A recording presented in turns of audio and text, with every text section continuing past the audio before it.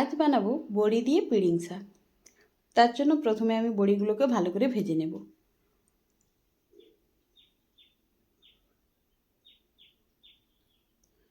তুলে নেওয়ার পরে ওই তেলেই দিয়ে দেবো কালো জিরে, শুকনো লঙ্কা ফোড়ন, আর দেবো কেটে রাখা বেগুন আর আলুটা আপনারা না চাইলেও না দিতে পারেন। হালকা লবণ দিয়ে আমি ভেজে নেব। এরপরে দিয়ে দেবো হলুদ গুঁড়ো, লঙ্কা গুঁড়ো। আবারও আমি একটু নাড়াচাড়া করে নেব। নাড়াচাড়া করে নেওয়ার পরে দিয়ে দেবো কেটে রাখা পিড়িং শাক। আমি ভালো করে আঁচটা কমিয়ে শাকগুলোকে ভালো করে নাড়াচাড়া করে নেব। জল লাগবে না, হালকা নাড়তে নাড়তেই আলুটাও সেদ্ধ হয়ে যাবে।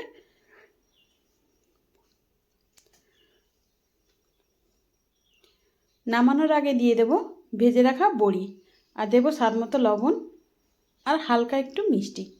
যারা মিষ্টি পছন্দ করেন তারা দিতে পারেন, না হলে না দিলেও চলবে। নামিয়ে ওপর থেকে দিয়ে দেবো সাদা তিল।